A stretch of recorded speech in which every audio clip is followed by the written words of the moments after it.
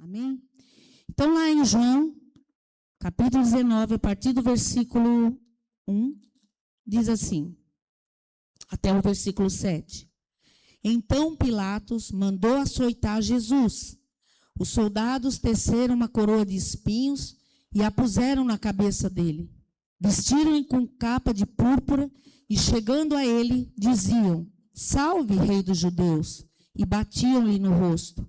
Mais uma vez, Pilatos saiu e disse aos judeus: Venham, eu estou trazendo a vocês para que saibam que não acho nele motivo algum de acusação.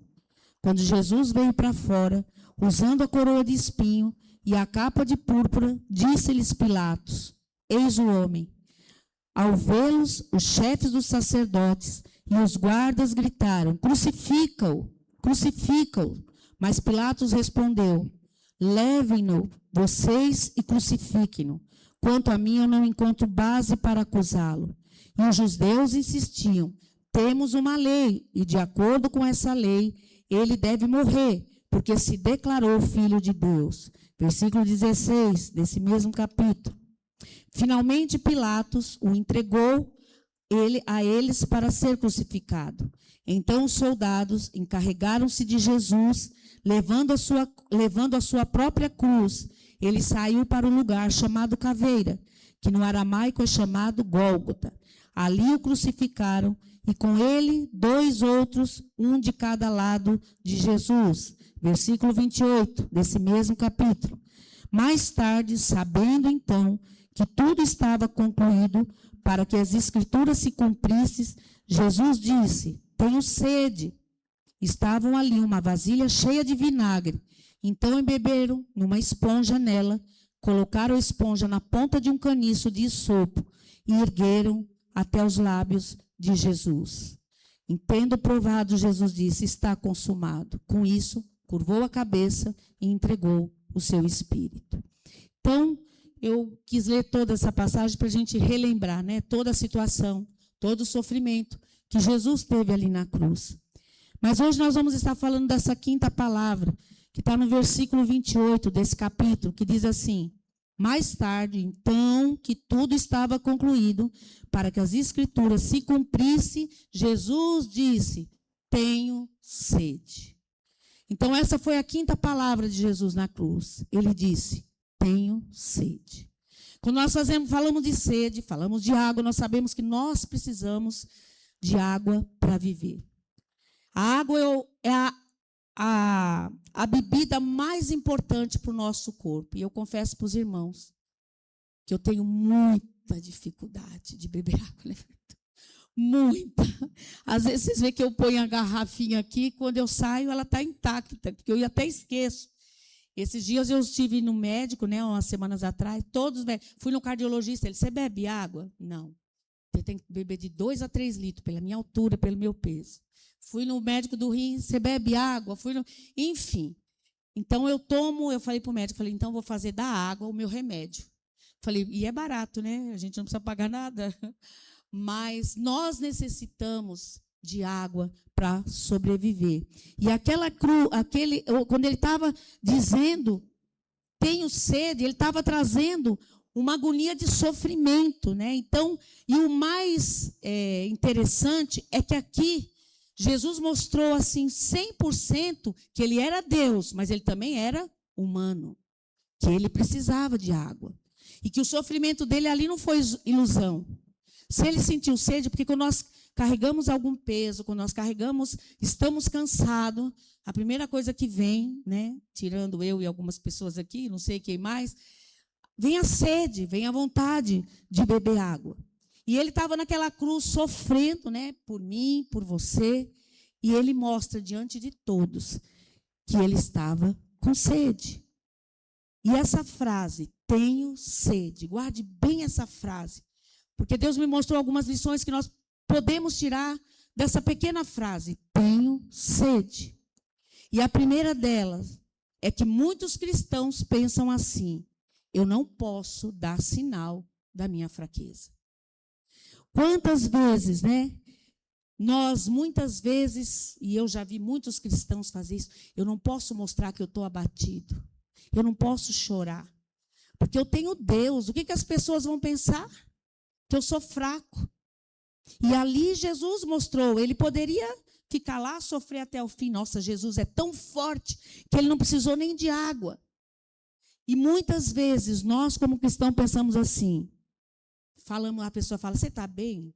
Não, eu estou passando por isso, mas eu vou vencer. Não, eu estou bem. E você não deixa ninguém te ver chorando, você não deixa ninguém te ver sofrendo.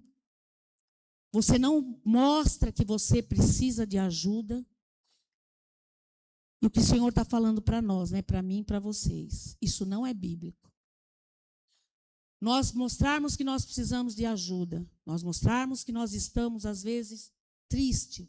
Isso eu estou falando para quem tem intimidade com Deus, para quem serve a Deus. Não quer dizer que porque você ora, você leva a palavra, você serve a Deus na igreja. Isso não impede você de muitas vezes, quando você estiver passando por alguma situação, revelar aquilo que você está passando. Mostrar que você está triste. Mostrar que você está desanimado. Você só não pode fazer aquilo que nós falamos agora há pouco. Deixar de buscar Deus porque você está triste. Deixar de buscar Deus porque você está desanimado. Mas muitas vezes a fraqueza que nós demonstramos, um choro, um pedido de ajuda, não quer dizer que você não tem fé. Não quer dizer que você está em pecado. Isso eu estou falando daquele que está na vontade de Deus. E Jesus mostrou aqui, nós, apesar de termos Deus, porque ele não só tinha, ele era Deus. Ele mostrou a humanidade de Deus, a humanidade dele. E muitas vezes nós queremos mostrar uma superioridade espiritual. E a palavra de Deus lá em João 16:33 diz: nesse mundo vocês terão aflições. Vocês quem? Nós. Nós vamos ter aflições.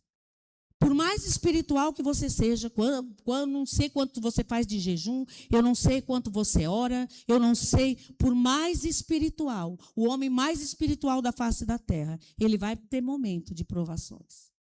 E não foi só Jesus que mostrou isso. Paulo, nós vemos através da história dele, quantas vezes, né, ele tinha um espinho na carne. Nós não sabemos o que era esse espinho, mas era algo que trazia dor para ele. Era algo que trazia tristeza. E Deus fez questão de colocar na palavra dele, para mostrar, nós somos humanos.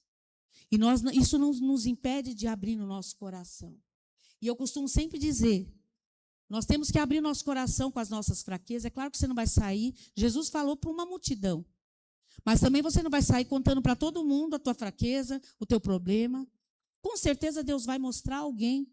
E às vezes tem problemas que nós não vamos falar para uma multidão, mas nós vamos falar para a igreja. Quem está mais tempo caminhando com a gente sabe disso. Quantas reuniões nós já tivemos de oração, onde eu abri meu coração e falei, eu estou passando por uma luta financeira. Ore por mim. Ore por nós, né? Pela minha família. Eu estou passando uma luta no meu casamento. Orem por nós. E precisamos pedir ajuda. Ajuda, às vezes, financeira. Ajuda de aconselhamento. Mas isso não impede de Deus agir na nossa vida e através de nós. Então, Jesus mostrou ali a humanidade dele. E que não é vergonha nenhuma para você demonstrar que você precisa de ajuda. E eu falo muitas vezes, né? Porque muitas vezes a maioria da igreja, quando pede ajuda, né, pede para os pastores, ora por mim, eu estou passando por isso. E eu sempre falo, nós não somos adivinhos.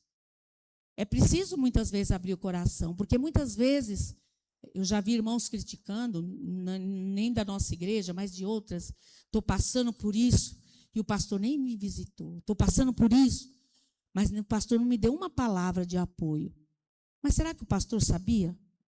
Então, as pessoas acham que porque há uma liderança espiritual, há um pastor, há uma pastora, que Deus assim fala todo dia direto, o Fernando está passando por isso, a Edilene, o Léo está passando, e nós, Léo, nós não somos, nós não temos uma bola de cristal. Então, quando você estiver passando com algo, eu não estou dizendo que você tem que abrir só para os pastores. Às vezes você vai pedir para abrir para um irmão, pedir ajuda, pedir uma oração. Então, isso não é sinal de fraqueza e nem falta de espiritualidade. Eu lembro que tinha uma pastora, que eu não vou dizer o nome, mas uma pastora muito famosa no Brasil inteiro, e um dia eu vi alguém falando, não sei se é verdade, mas foi o que eu vi. Ela estava muito doente, e ela era uma pessoa que era usada muito para orar pelas pessoas por cura. E ela pediu para que a igreja não sabia que ela estava doente. E ela pediu para alguns mais íntimos não contar para ninguém. Não conta para ninguém, porque senão o que as pessoas vão pensar? Eu oro por cura das pessoas e estou doente? Ué, e por que não pode? Então, nós temos que tirar esse pensamento de orgulho espiritual, de superioridade espiritual. Ah, o irmão X, olha como ele está desanimado, chorou, pedindo oração, pedindo ajuda. Eu não sei não, ele não tem fé não. A fé não impede nós de procurarmos ajuda, mostrar nossa fraqueza. Jesus disse ali, eu tenho sede. Agora, vocês têm ideia? Ele é Deus. Se ele é Deus, ele é o criador de tudo. Ele criou os mares, os rios, e precisava de água. Não é demais? O Rei dos Reis, o criador de tudo, que criou a água, ele estava mostrando aqui, ali ele era humano. E ele deu uns exemplos para nós, para mostrar. Não deixe. É claro que você não vai viver todos os dias da sua vida em fraqueza, chorando, desanimado, mas tem momentos que nós vamos estar assim. E nós não podemos julgar quando a pessoa estiver assim. Julgar, falar assim, olha, está lá na igreja todo domingo, olha como é que está. Está chorando. Ó, está passando por isso. Então, não é quando você diz, não está difícil. É como se você estivesse dizendo, você não está dizendo, eu não tenho fé. Está difícil, mas eu creio. Eu estou triste, eu estou chorando, mas eu creio. Por que a palavra de Deus diz, o choro pode durar uma noite? Então, ele está dizendo, então o servo de Deus chora. O servo de Deus se desanima. E uma palavra para os homens são muito mais difíceis de demonstrar as fraquezas. Não, porque eu sou homem da casa, o que meus filhos, minha esposa vão pensar. Nós somos humanos, seja homem, seja mulher. E não é vergonha a gente demonstrar. Pedir ajuda, eu preciso de oração. Às vezes até ajuda financeira. Olha, eu estou mal, estou precisando de uma cesta básica. Não é vergonha. Fala, você não sai da igreja, o irmão tal está participando do louvor, está participando da igreja e precisando. Nós somos pastores e eu já precisei de uma cesta básica. Não é não, Pinho? Já precisamos. É vergonha? Não. Amém? Então, ali, Deus estava mostrando, Jesus estava mostrando que nós, como filhos de Deus, nós somos normais, nós somos de carne e osso. Amém? E ele mostrou a humanidade dele para mostrar, dar um exemplo para nós também. Amém? A segunda lição que nós aprendemos com essa frase que ele disse, tenho sede, é carregar, como está lá em Gálatas 6:2, carregar as cargas uns dos outros. Ele estava 6 horas na cruz, com cãibra, com dor, com sede, e sobre os ombros dele estava o quê? O peso do pecado, como foi pregado pelo pastor Pinho Domingo, de toda a humanidade. Quando ele diz, tenho sede, é porque o peso, ele estava mostrando, o peso dos pecados estava sobre ele estava cansado, ele precisava de água. Ninguém, eu creio que ninguém, né, na humanidade, nos tempos passados, presente e futuro, vai carregar o peso que ele carregou. Imagine ele carregar o peso de toda a humanidade que já tinha nascido, que nasceu depois e que ainda vai nascer. O peso estava sobre ele. Vocês já viram, principalmente homens, né, quando pegam alguma coisa pesada, quando acaba ali, ele me dá um copo d'água. Quantas vezes eu já vi, às vezes, comprar alguma coisa e o carregador subir as escadas, deixar lá dentro de casa e falar, moça, senhora, dá para dar um copo d'água? Porque ele carregou um peso. Então, nós precisamos aprender a carregar o peso uns dos outros e amar de fato, carregar sem reclamar. Lá em 1 João 3,18 diz assim, filhinhos, não amemos de palavra nem de boca, mas em ação e em verdade. Jesus fez isso. E nós sabemos que tudo que ele viveu como homem era para dar o exemplo para nós. Tudo que ele fez, ele não era porque ele era Deus, ele não sentia dor, ele era 100% Deus, ele é, e era 100% homem. E ele mostra ali, ele carregou o peso. Nós precisamos também aprender a carregar o peso uns dos outros. E de que maneira nós podemos carregar? E como eu falei, por mais que nós carreguemos os pesos um dos outros, nunca será um peso como Jesus carregou ali na cruz. E como que eu posso carregar o peso dos outros? Quando você imagina, eu coloquei alguns exemplos assim bem simples, mas para a gente ter ideia de que às vezes você carregar, cumprir esse versículo de carregar o peso dos outros, não é coisas grandes, não é ajudar um irmão que está com uma dívida enorme, não é você, enfim, nada de, às vezes coisas pequenas, para você não é nada, mas há um peso, é um peso sobre a vida de outras pessoas. E eu coloquei alguns exemplos assim, quando você imagina que alguém precisa de uma carona para a igreja, da igreja para a sua casa, você oferece para levá-lo? É carregar a carga. Que carga pequena. Você fala, não, meu irmão mora perto de casa. Você não quer uma carona? Não esperar, porque muitas vezes nós pedimos para Jesus carregar o peso ali na cruz. Você pediu? Eu não pedi, ninguém nunca pediu. Ele se ofereceu. Então, carregar o peso uns dos outros, você não precisa esperar a pessoa precisar de você. Nós podemos carregar e coisas leves, como eu falei. Outra coisa, quando você quer saber como alguém está passando, você liga para essa pessoa. Isso é carregar as cargas uns dos outros. Eu sempre dou o exemplo aqui da dona Dedé. A dona Dedé, ela é muito observadora. E ela vem no culto, na segunda ou terça, no máximo na quarta, ela já me liga. Pastora, eu senti falta do irmão tal, ele está bem? Ela está bem? O que é isso? Ela está carregando. E aí o que ela faz? Quando ela pergunta para mim, ela já tirou os 2 dias para orar por essa pessoa. E é interessante que quando ela fala comigo, ela já fala, eu estava orando e Deus me mostrou isso. Aí ela vem me perguntar, fala, dona Dedé, é exatamente o que a pessoa está passando.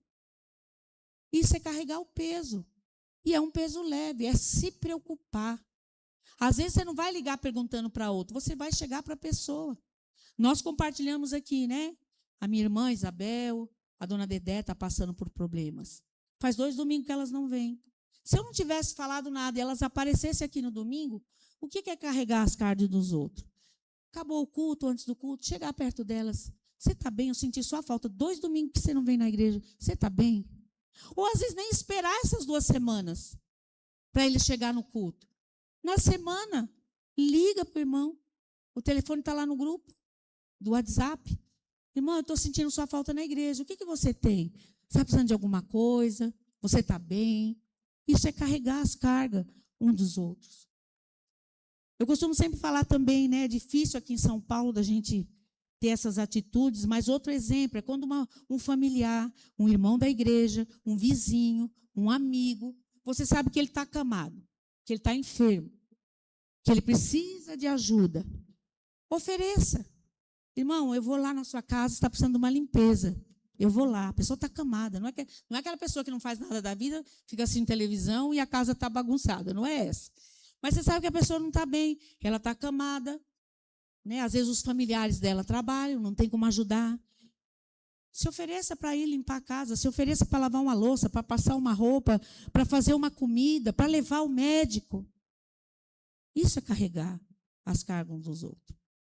Eu vou dar até o exemplo, né? O pastor não gosta que a gente fale muito sem falar com a pessoa, mas eu sei que a dona não, né? A Odila, ela não gosta de chamar ela de dona, eu não consigo. A Odila, ela sempre está acompanhando a dona Maria para ir ao médico. Por quê? O Williams trabalha e às vezes ele não tem tempo de levá-la. E ela leva, né, dona Maria, não é isso? Isso é carregar as cargas uns dos outros. Então, há infinitos cenários que nos chamam para que a gente leve as cargas uns dos outros. O ponto-chave é que o amor não se contenta com sentimento. Ele vai te impulsionar a ter uma ação. E a Bíblia fala, vocês serão conhecidos. Jesus fala, vocês serão conhecidos quando? Ninguém sabe mais esse versículo? Era o versículo. Jesus fala, vocês serão conhecidos como meus discípulos quando? Amém, glória a Deus. Quando vocês vos amardes uns aos outros. Eu não vou ser conhecida como discípula de Jesus, porque eu ando com a Bíblia na mão. Né? Ou tem até a igreja que você olha na roupa, você fala, é cristão. Está de coquinho, está de cabelo comprido, é cristão. Não é isso que faz de nós discípulos. Não criticando os irmãos, não é isso. Eu falo que não é o nosso exterior. As pessoas vão ver Jesus em nós através das nossas atitudes. Não adianta eu vir todo domingo na igreja se eu não demonstro a minha preocupação com as pessoas lá fora e dentro da igreja também. Então, o amor não é só sentimento. Eu amo tanto meu irmão. Eu amo tanto. Mas você não faz nada, nem se oferece para nada. Às vezes, o peso que você vai carregar é orar pela pessoa. Como o Williams falou aqui, né? Faz de conta que é seu pai, que é sua mãe, que é seu irmão. Orar com fervor, orar com amor. Não faz parte da sua família. Às vezes você mal cumprimenta dentro da igreja, você não sabe nada da pessoa, mas você fala que aquela pessoa está precisando. Eu vou tirar um tempo para orar por ela. Eu vou jejuar por ela. Eu lembro quando o William estava desempregado, não foram nenhuma nem duas pessoas que chegaram para mim e falaram, essa semana eu vou estar jejuando pelo Williams. Isso é lindo. E eu amo ouvir isso. Porque eu falo, as pessoas não têm que ficar esperando só o pastor que vai orar, só o pastor que vai visitar, só o pastor que vai jejuar. Não. Isso nós temos que fazer, sim. Mas isso é papel de todos nós, amar uns aos outros. E amar não é só sentimento, é ação também. Aí você pode dizer, eu nunca vou colocar o peso das minhas cargas na vida do irmão. Não, é lá mesmo que você coloca.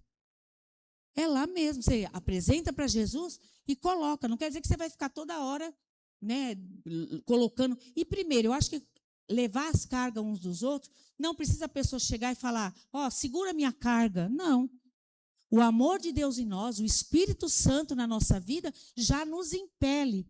Eu não sei se você já teve essa percepção de você estar orando e Deus mostrar alguém para você. Você não sabe o que aquela pessoa está passando, mas ele mostra a pessoa. Às vezes aquela pessoa vai precisar de uma ligação, ela vai precisar de uma oração, ela vai precisar de um telefonema, às vezes só uma mensagem. E ali, talvez ela precise só de uma oração, ou ali ela vai abrir o coração para você e falar o que ela precisa. Então, nós precisamos ser mais sensíveis para ver a necessidade do nosso irmão. Sem precisar a pessoa pedir. Sem precisar a pessoa implorar. E fazer isso com o quê? Com amor. Ai, meu Deus, o irmão mora perto da minha casa, eu vou ter que dar uma carona para ele. Não. Faz com amor. Eu tenho 2 pacotes de café, eu sei que aquela pessoa está precisando de um. Vou tirar um, eu sei que aquela pessoa está precisando. Isso é amor. Amém? A terceira lição dessa palavra, tenho sede, mostra a necessidade de nós entendermos a dor uns dos outros. Falei de carregar o peso, mas também nós precisamos entender a dor do nosso irmão. Não sei se vocês já estão com a Bíblia aberta, lá em João 19, que nós lemos, o versículo 28 e 29, que diz assim, mais tarde, deixa eu beber água, gente, tenho sede. Mais tarde, sabendo então que tudo estava concluído, para que as Escrituras se cumprissem, Jesus disse, tenho sede. Estava ali uma vasilha cheia de vinagre. Então, embeberam uma esponja nela, colocaram a esponja na ponta de um caniço e sopo e a ergueram até os lábios de Jesus. Então, Jesus teve sede. Ao invés de darem água para ele, deram o quê? Vinagre. Eles entenderam a dor de Jesus? o vinagre mata a sede como a água? Não. Aqueles soldados não entenderam a dor que Jesus estava passando ali na cruz. Eu estava pesquisando, o vinagre na Bíblia geralmente é traduzido pelos hebraicos como, eu não sei se é a forma de falar, mas é chometz, que quer dizer vinho azedo, fermentado, que simboliza desprezo, simboliza humilhação. E foi o que os soldados fizeram com Jesus. Apesar de entender a dor dele, que ele estava com sede, eles deram vinagre. E olha que interessante, que eu não sabia. E pesquisando, eu fui ver o contexto histórico disso. Porque a gente vê, mas por que beberam? Né? Deixa eu ler de novo aqui.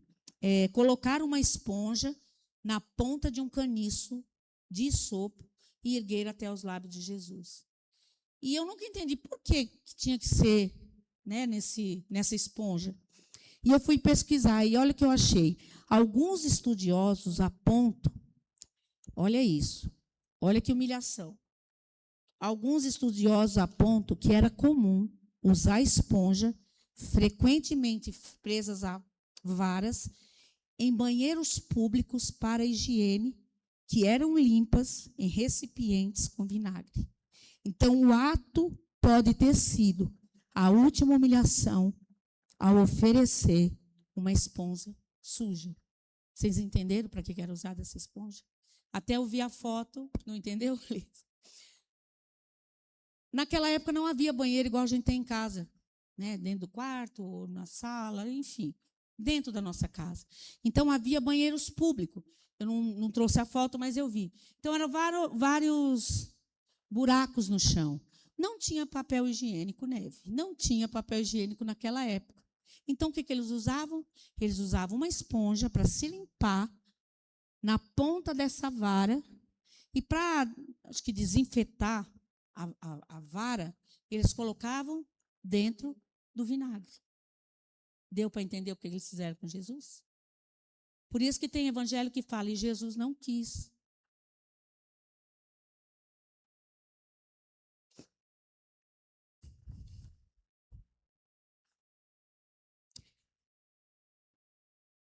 Eles agiram com crueldade. E logo depois, né, Jesus falou, está tudo consumado. E às vezes a gente passa por coisas tão pequenas. E a gente se sente tão humilhado. A gente não quer perdoar. E ali ele fala, perdoa, eles não sabem o que estão fazendo. Eu fiquei assim, juro, eu estou no evangelho há mais de 30 anos, eu nunca entendi. E aí eu fui ver, eu falei, Jesus, é muita humilhação. É muita humilhação. E nós, quando nós vemos a dor do nosso irmão, será que nós entendemos? Quando nós oramos por alguém que está com necessidade, será que nós oramos com fervor? Pi, por favor, papel. Será que nós entendemos? Eu sempre costumo falar, e às vezes as pessoas podem pensar que a gente está falando que eu falo para confortar. Mas é porque eu já vivi e já vi muitos viverem isso. Quando a pessoa vem conversar comigo que está passando um momento difícil, ou seja, desemprego, ou seja, uma luta com o esposo, ou seja, e a gente está em oração, eu sempre costumo falar, isso vai passar. E isso será testemunho para que você fale na vida dos outros. Não é só falar. Uma pessoa que tem um filho drogado, presta atenção, e tem um sofrimento, né? Eu tenho uma prima que, Senhor, só Deus sabe o que ela já viveu com o filho dela. Quem é que vai ter mais autoridade e quem é que vai mais entender uma pessoa, obrigada, amor, uma pessoa que peraí, gente, que tem um filho drogado? Sou eu, que graças a Deus nunca tive? Ou será minha prima, que já viveu tudo isso? Ela vai sentir a dor, porque ela já viveu. Ela vai entender quando alguém chegar e falar que o filho está drogado. Eu tenho certeza que ela vai orar com mais fervor do que nós. Não quer dizer que porque a gente não viveu as coisas, a gente não tem que sentir a dor do outro, entender. Tem que entender. Mas muitas vezes Deus nos faz passar pelo vale para falar, eu já vivi isso, eu sei o que ela está sofrendo. E às vezes até tem alguém aqui que já aconteceu isso. Hoje eu entendo a dor que ele está vivendo, porque eu já vivi. Você vai ter mais compaixão. Então nós precisamos começar a entender. E Jesus é o modelo perfeito de empatia. A vida de Jesus, ele entendia a dor de todos, ele não viveu nenhuma daquelas dores. Ele entendeu a dor da prostituta, ele entendeu a dor da mulher samaritana, ele entendeu a dor de cada um que ele passava pelo caminho. Ele agia com misericórdia. A Bíblia fala, ele agia com compaixão.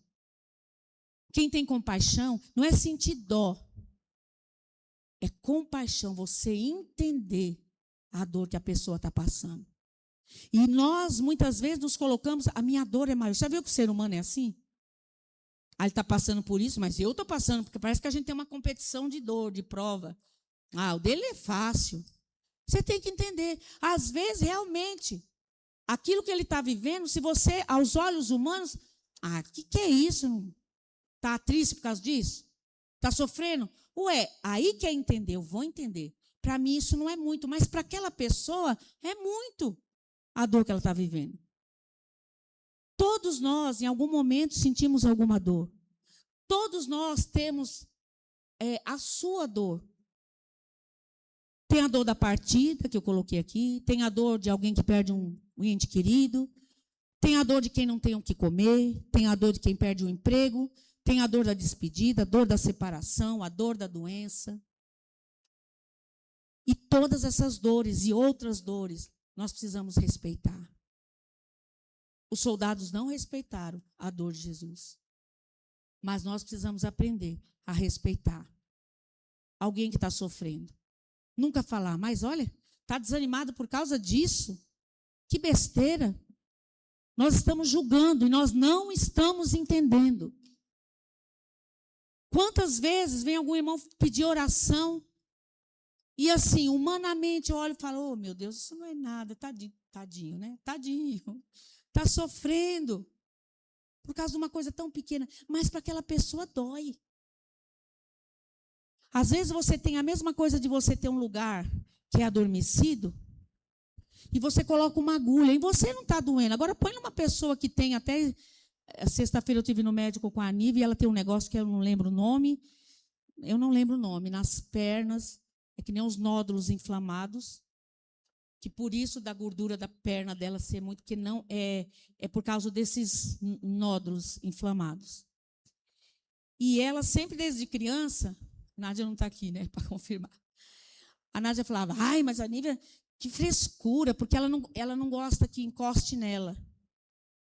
E ela fala, mãe, eu achava que eu tinha esse problema, porque ela já tinha pesquisado.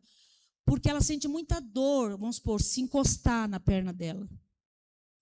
E aí ela falou, tá vendo? Ainda ligou para a Nádia, tá vendo, Nádia? Não era frescura, eu sinto dor, é o problema que eu tenho. Mas para nós, não é nada. Mas para ela é uma dor. Para ela é um problema. Então, aquilo que pode ser que não traga dor para você, entenda. Aquela pessoa está sofrendo com aquela dor. Então, nós precisamos começar a respeitar a dor alheia. Às vezes, sabe também como nós não entendemos a dor alheia? Quando a pessoa fez algo errado. E ela está sofrendo a consequência daquilo de errado que ela fez. O que muitas vezes nós fazemos? Também. Olha o que ela fez. Está pagando, está colhendo o que ela plantou. Não importa, eu tenho que entender, ela está sofrendo. É consequência do errado que ela fez? É. Mas ela está sofrendo. Ela é meu próximo. Eu preciso entender a dor do meu próximo. Então, nunca zombe da dor de alguém. Nunca critique a dor de alguém. Precisamos entender. Amém? Porque amanhã, pode falar.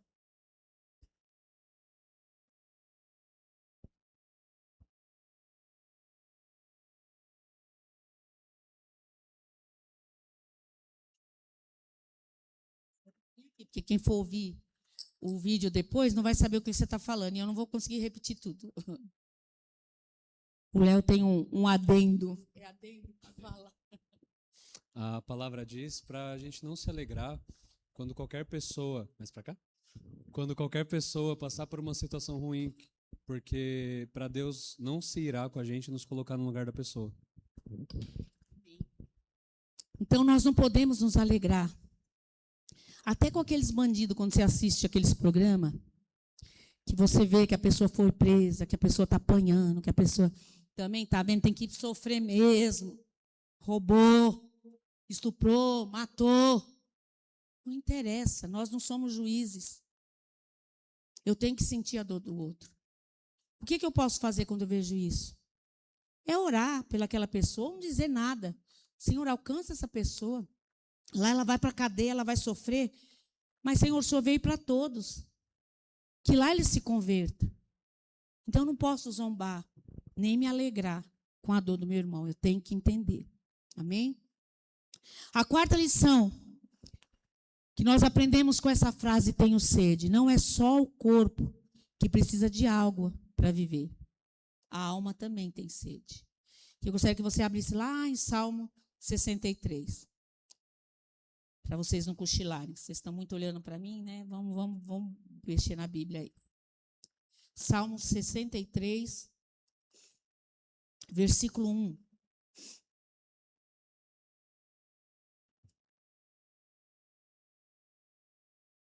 Salmo 63, 1. Ó Deus, Tu és o meu Deus. Eu te busco intensamente. A minha alma tem sede de ti. Todo o meu ser anseia por ti.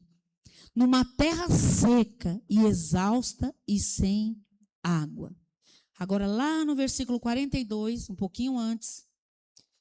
42, versículo 1.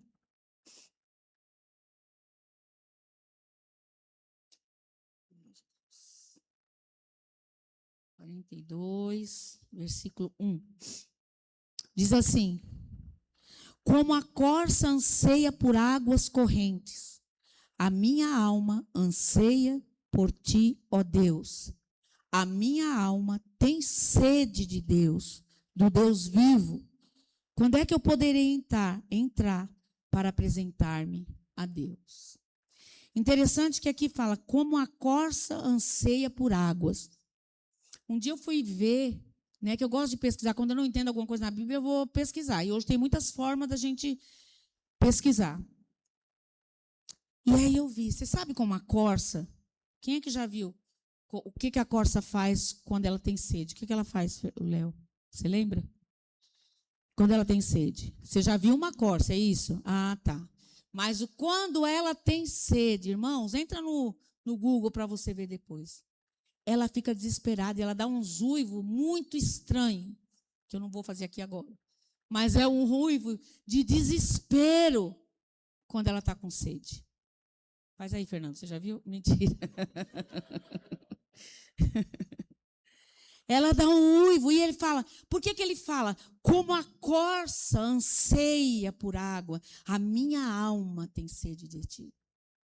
Nós, como cristãos, é isso que nós temos que ser, como a corça. Davi entendeu isso, que não é só o corpo que precisa de água. A nossa alma tem que ter sede de Deus, de desespero. Nós sabemos quando nós estamos secos na alma. Quando você está frio espiritualmente, não tem vontade de vir na igreja, não tem vontade de orar, ou vai orar, a oração parece que não sobe, é uma coisa dura, é uma terra. E ele fala, como a terra seca, a terra também geme de sede. A terra precisa de água, e nossa alma precisa de água.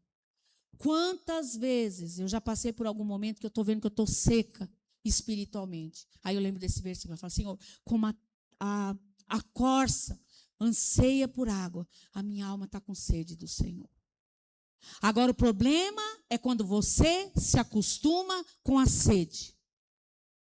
Você tem sede um dia, aí eu preciso orar, aí eu preciso buscar Deus, aí eu preciso estar mais na igreja, aí eu preciso da presença de Deus. Aí você ora, continua seco. Aí você fala, quer saber? Aí no outro dia você já não ora, você já não lê a Bíblia, você já não vem no culto. E o que vai acontecer? Quando o corpo não bebe água, se ele ficar sem água, o que acontece? Morre. E quando o espírito fica sem a água, que está lá em João 7,37, que diz: no último e mais importante dia da festa, Jesus levantou-se e disse, em voz alta: se alguém tem sede, venha a mim e beba. É nele que eu vou buscar o quê? Matar a sede da minha alma. Quando você fica sem água, você vai morrer. E assim a nossa alma, quando você fica sem a presença de Deus, você vai morrendo aos poucos. E como a corça, guarde esse versículo, como a corça anseia por água, eu anseio por ti. E aí você vê, às vezes, irmãos ou irmãs, que está saciando a alma, que está bebendo de Jesus. Isso é beber em verdade mesmo, que ora, que se coloca na presença de Deus, que quando louva de todo o coração, ele está bebendo de Jesus, ele está bebendo. Quando ele serve as pessoas, ele está bebendo. Aí você olha essas pessoas, nossa, aquela pessoa é tão espiritual. Eu não consigo sentir isso, não. Eu não consigo. Isso não é para alguns. Não tem nem servo, nem serva de Deus privilegiado. Ah, Deus ama mais a Ivanilde, Deus ama mais o Williams, Deus ama mais o Ricardo. Não. O que ele fala? Que eu li agora, cadê? Me perdi. Quem tem sede, vem a mim e beba. Vai beber quem tiver sede. Vai beber quem não se acostumar. A alma seca. Então, todos nós precisamos, Senhor, e ser sincero diante de Deus. Nem diante de Deus nós podemos mostrar espiritualidade superior, porque Ele nos conhece. É chegar diante de Deus, me ajuda. Eu não estou sentindo nada, eu vou orar, não sinto nada, eu não tenho vontade de orar. Eu não estou com vontade de ir na igreja. Me ajuda, Senhor. Eu não posso viver sem a Tua presença. Eu já falei aqui uma vez, teve uma época, e o pastor é testemunha, eu fiquei acho que mais de um ano mais ou menos, que parece que secou tudo dentro de mim. E aquilo, eu orava, eu vinha na igreja, eu lia a Bíblia, mas era estranho, eu não conseguia sentir, o desespero que eu orava. Eu chorei tanto esse um ano diante de Deus, e eu creio que foi um aprendizado para mim, com certeza. Porque muitas vezes Deus nos leva a sentir sede, para que Ele veja se a gente vai desejar buscar água. Porque, como eu falei, você pode acostumar a viver sem a água. E, ao mesmo tempo, você vai morrer. Então, quando você se sentir seco espiritualmente, vá para Jesus. Ele está falando, quem tem sede, vem a mim e beba. Sua alma está com sede de Jesus? Vá até Ele. Se prostra diante dele, chora diante dele. Senhor, eu não quero viver sem a Tua presença. Porque o que pode acontecer? Lá em Jeremias 2, versículo 13, vamos abrir lá, vai. Vamos trabalhar um pouquinho. Jeremias, capítulo 2, versículo 13. Jeremias 2, 13. Oh, Jesus. Machucou, eu? Não, né? Sapou a fitinha. Jeremias 2, versículo 13. Olha o que é se acostumar. E o que acontece com quem se acostuma a viver sem Jesus. O meu povo cometeu 2 crimes. Eles me abandonaram. É Deus falando com o povo de Israel que serve para nós. Eles me abandonaram a mim, a fonte de água viva, e cavaram suas próprias cisternas. O que é cisterna? Poço. Cisternas rachadas que não retêm água. O que acontece? Em outras palavras, eles, ao invés, me abandonaram. Deus está falando, vocês me abandonaram e cavaram as suas próprias cisternas rachadas que não retêm água. Então, quando você não bebe de Jesus, o que vai acontecer? E você não vai buscar na fonte que é Jesus, você vai buscar em outros lugares. Então, é por isso que muitas vezes, em outras palavras, as pessoas vão, buscar matar sua sede em outras coisas. Você já viu aquela pessoa que ela se sente, ela está angustiada, ela está, eu preciso ir no shopping, eu preciso, quem tem dinheiro, né? Eu preciso gastar. E aí ela sente, depois se arrepende, mas tudo bem, no dia de pagar o cartão. Mas ela, eu já vi muitas pessoas, aquela pessoa consumista, ela sente prazer. Estou nervosa, estou ansiosa, vou para o shopping, vou gastar. Outros, na gula, vai buscar prazer, está se sentindo a alma vazia, seca. Vou comer. Outros na bebida, na droga, que é uma sensação de saciar a sede provisoriamente. Todas as pessoas que bebem, no outro dia falam, por que eu fiz isso? Porque a droga, a mesma coisa. Por quê? Coisas que nunca vai poder saciar a sede da alma, porque a alma tem sede é de Jesus. E aquele que não vai para Jesus buscar essa água, acaba buscando o quê? Em outras fontes. Abre outra cisterna. Tem a cisterna aqui, o poço da água viva, que é Jesus. E tem outras cisternas. E ele fala, vocês me abandonaram e foram buscar água em outra cisterna rachada que não retém a água. Quer dizer, que não sacia a sua sede. E eu pergunto, não precisa responder, qual é a fonte que tem saciado sua sede? Quando você sente sua alma vazia, quando você não sente a presença de Deus, o que você faz? O que nós precisamos fazer? Ir para a fonte. E a fonte é quem? É Jesus. E quando nós chegamos com sede, irmãos, na presença de Deus, a terra seca do nosso coração se transforma. As feridas do nosso coração são o quê? São fechadas. A angústia, a depressão, elas são o quê? Aniquiladas. Eu lembro que tem uma irmã que fazia parte da nossa igreja e ela estava passando por uma depressão muito grande.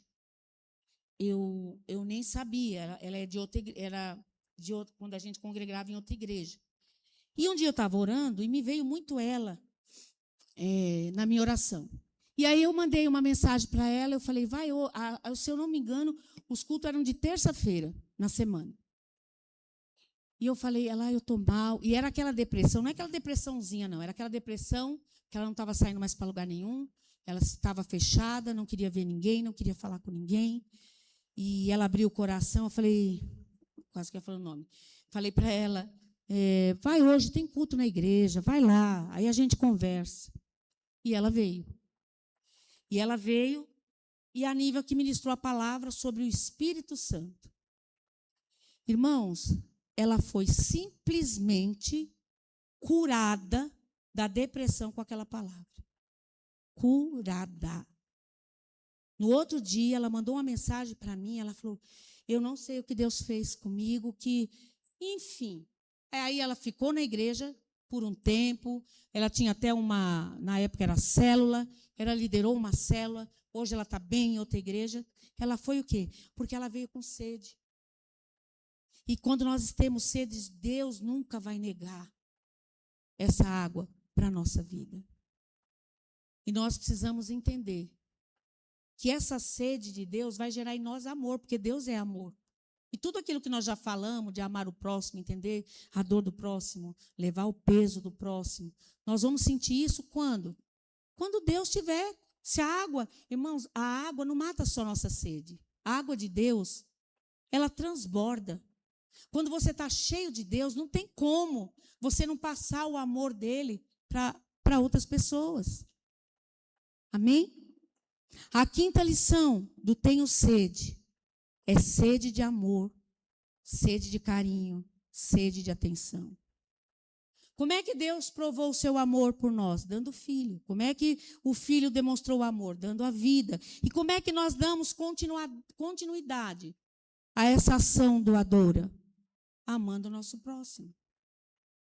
E, irmãos, eu acho que nós nunca vivemos um tempo em que a humanidade está tão sedenta, tão carente de amor. Por isso, olha o que Deus me enviou para falar para nós, né? Inclusive para mim.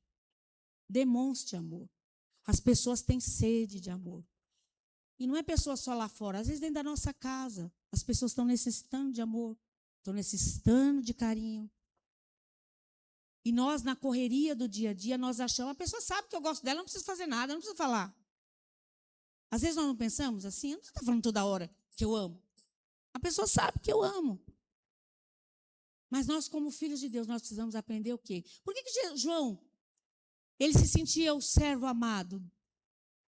E se nós vemos na Bíblia, fala que na hora que estava a Santa Ceia, o que João fez? Deitou a cabeça dele no ombro de Jesus. Eu acho que ali Jesus ficou fazendo um cafuné nele, passando a mão na cabeça. Nós precisamos aprender a dar carinho, nós precisamos aprender a dar amor. As pessoas estão com sede, estão sedentas de amor. Quanto tempo nós vamos esperar para dizer eu te amo? E eu vou colocar uma observação aqui. Às vezes nós não nos sentimos amados também, presta atenção, porque as pessoas não falam eu te amo para você. Mas tem um livro, não sei se você já leram, eu nunca li, mas alguém já comentou comigo, que chama Não Sei Quantas Formas de Amor, as 5 linguagens do amor. Às vezes as pessoas falam eu te amo para nós, não com palavras. Tem pessoas que falam com palavra e com atitude. E tem pessoas que falam com atitude sem palavra. Só que eu também falar da boca para fora eu te amo e as minhas atitudes não conduzem com o que eu estou falando, também para Deus não vale. Então as pessoas estão sedentas de carinho. E eu preciso também, porque às vezes nós damos o amor, mas as pessoas às vezes precisam aprender a ser amada. Você já viu alguém que não sabe ser amado? Você vai dar um carinho, você vai falar alguma palavra e a pessoa já vem. Precisamos aprender a ser amado. E quando eu estava estudando essa palavra, eu lembrei, minha mãe está de testemunha, do meu avô e minha avó. O meu avô era muito carinhoso. E quando ele ia fazer um carinho na minha avó, não era, mãe? Ela era secona. Sai daqui. Era bem assim. Mas ela amava de outro jeito. Ontem até a Nívia estava em casa e ela falou, sabe, mãe, eu nunca vi a avó Dora dando risada. Ela falou, eu não lembro, porque a Nívia era pequena, porque ela andava mais com a cara amarrada. Mas que coração. Você conheceu ela, Sandra? Acho que não, né? Mas que coração ela tinha para ajudar as pessoas. Demais, demais. E até eu estava comentando com o Pinho hoje no café, eu falei, nossa, eu lembrei da minha avó com essa palavra. E a gente às vezes tem que entender, olha, entender o outro. Porque Deus me levou a ver a vida dela antes, porque às vezes a pessoa não sabe demonstrar amor, porque ela nunca teve. E eu lembro que a minha avó, eu tenho certeza que ela era descendente de índio. Porque os traços dela, o olho, o cabelo, era tudo de índio. E ela era do Rio Grande do Norte, onde tem muita tribo de índio até hoje, lá. Mas o meu avô conheceu ela na Bahia. A minha avó nunca conheceu os pais dela, ela nunca conheceu parente nenhum. Só o tio que criou. Imagina, o pessoal do Nordeste já é meio, às vezes, meio seco assim para demonstrar. Imagina o tio dela só com ela, a responsabilidade que ele tinha com ela. Eu acho, né, não sei. Ele não tinha carinho com ela. E aí ela conheceu meu avô com 12 anos, trabalhando de casa de família, com 12 anos. E conheceu meu avô, um mês eles casaram. Não havia amor, com certeza, ela era uma forma de carência. Então ela nunca soube demonstrar com palavras, mas as atitudes dela, que mulher para servir. Então, muitas vezes, há formas e formas de você demonstrar amor, às vezes com atitudes. Só que nós precisamos entender que, às vezes, a outra pessoa também quer uma palavrinha de amor. Amém? As mulheres, principalmente, irmãos, um eu te amo, né? Um carinho do coração. Nossos filhos também precisam. Eles têm sede de amor também, de um carinho. Nosso marido, né? A esposa. Porque muitas vezes também nós, esposas, precisamos tomar muito cuidado. Porque a gente às vezes quer, sabe, venha a nós, o vosso reino, nada. Ele é homem, então ele que tem que fazer carinho, ele que tem que demonstrar. Não. E vice-versa também. Então nós precisamos aprender a amar, ver a necessidade dos irmãos que precisam de amor. Agora tem também aquele outro lado, sabe aquela pessoa que tem aquele sentimento, ninguém me ama? Você já conheceu alguém assim? Acho que aqui não tem ninguém assim não, né? Ninguém me ama, ninguém me quer. Eu tenho uma pessoa que eu conheço, que a vida é, talvez por lá no passado, ela ter tido uma rejeição, ela carrega até hoje na velhice aquilo que ela não é amada. Eu estou sozinha, ninguém me ama, ninguém me liga, ninguém me quer. Onde ela está, parece que todo mundo está bem e ela está mal.